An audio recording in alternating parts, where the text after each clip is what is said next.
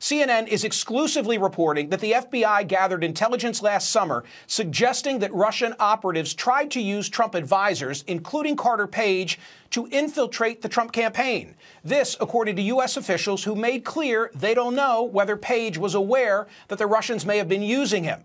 Because of how Russian spy services operate, Page could have unknowingly talked with Russian agents.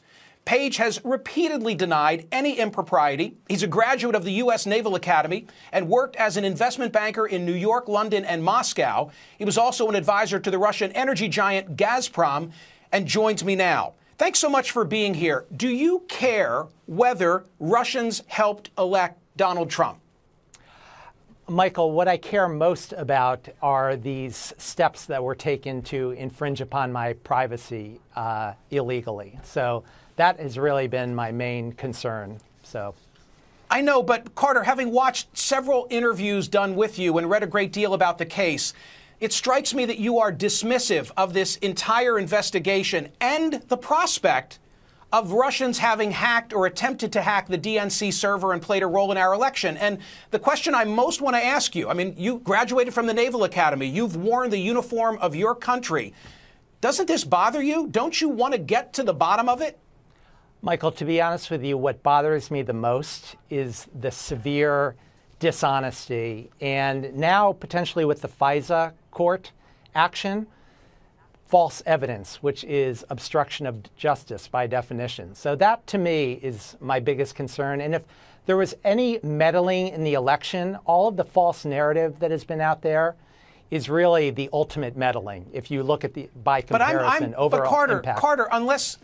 Carter, unless you tell me, hell yes, that would be bothersome, which I think is a simple answer. I'm going to assume that Carter Page frankly doesn't care if there was a black hand in the election of Donald Trump.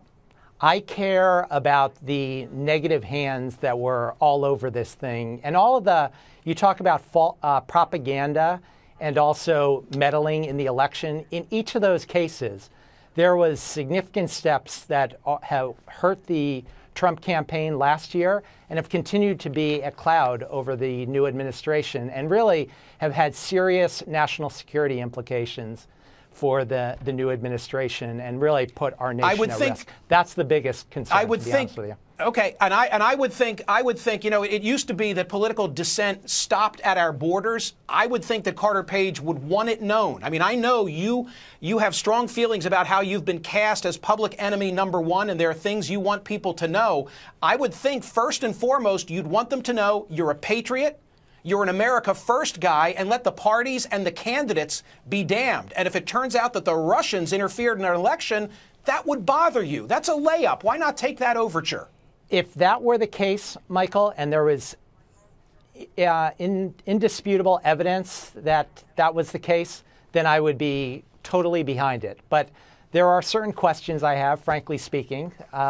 Just reading that report 2 weeks before Inauguration Day, I might add, that makes me wonder whether this was really just a political stunt. And we've seen that looking back at the history of political intelligence operations going back many decades. So I wouldn't, I don't have a final answer on that. But again, I think the bigger meddling in the election was what was done against me and potentially others in the last year. You're here in part to respond. You're here in part to respond to this brand new CNN story that broke last night with Wolf Blitzer. Let me ask the direct question.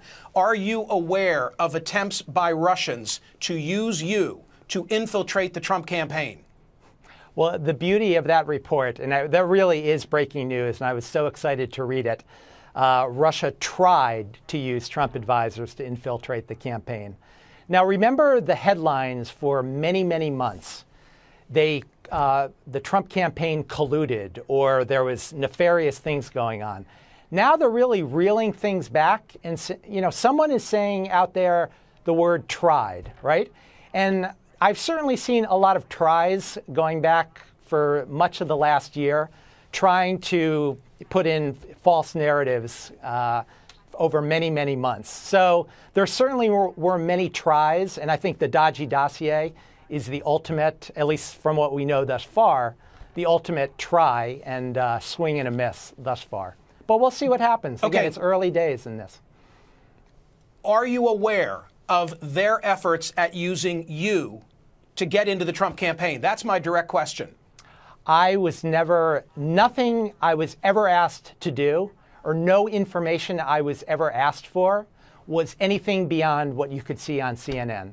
There's great depth of reporting, great information. Nothing I ever talked about with any Russian official extends beyond that publicly available immaterial information, Michael. You surely have considered the idea that unwittingly you were used by the Russians. I imagine you've gone back and reviewed in your mind, your notes, etc., all of your contacts in the last 24 months. What of that possibility?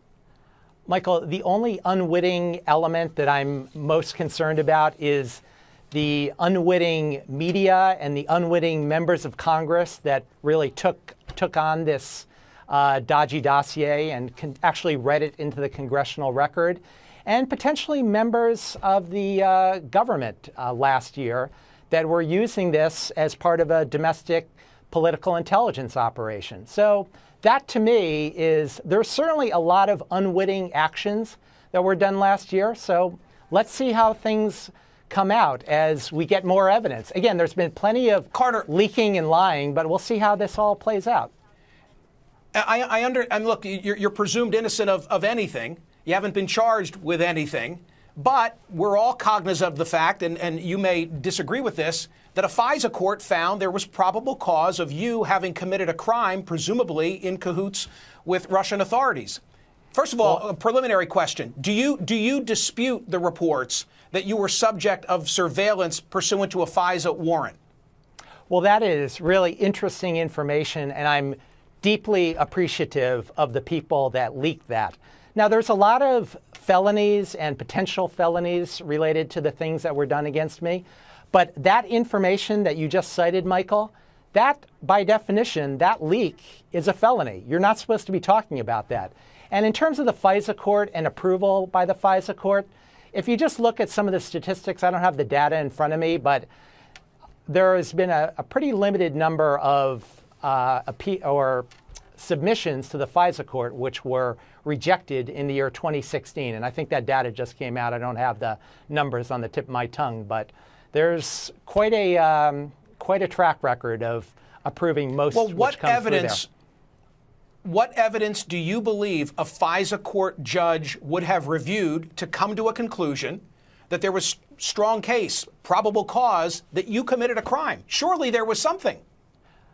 That is a beautiful question, Michael. There is no possibility of probable cause. However, as we know, going back to the dodgy dossier and all the times this was put out in the media by certain political operatives last year, there's certainly a lot of potential basis. And again, there have been recent reports that I'm very grateful for that, yes, the dodgy dossier was indeed a element which was used in that warrant. And so that'll be really interesting. And that's why I'm so excited about my Privacy Act lawsuit that we'll be moving forward with and the information that disclosure will provide. So a lot of general ideas which have been thrown around broadly, but what we're getting into now is real facts. And I can't wait to see some of those specifics that were put into the public record on me.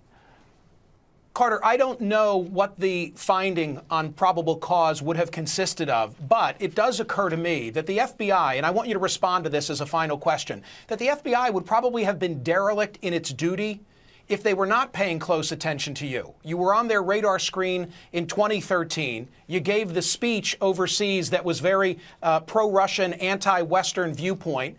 You were advising in an informal capacity a presidential candidate of the United States. You met with the Russian ambassador at some point during the Republican convention in Cleveland. I mean, put those things together, you would at least acknowledge that it's the job of the FBI to wonder and to investigate, what's going on with this individual? Well, there's always, I'm open to wondering, right? However, the basis, you mentioned the 2013 and the case that was filed in 2015. I was supporting, I was asked to give information, and I provided information. So I did nothing wrong in that case, right? So there's meeting with the ambassador, and I didn't actually spend any time with him. I said hello to him. That there's no probable cause there. And so, again, going back to the recent reporting, which I'm so appreciative of, that the Dodgy dossier was the main, or one of the main elements that was used in this process, that to me is very encouraging, and I look forward to that full disclosure. So that'll be great to see over time. Carter Page, thank you for being here. Thank you, Michael.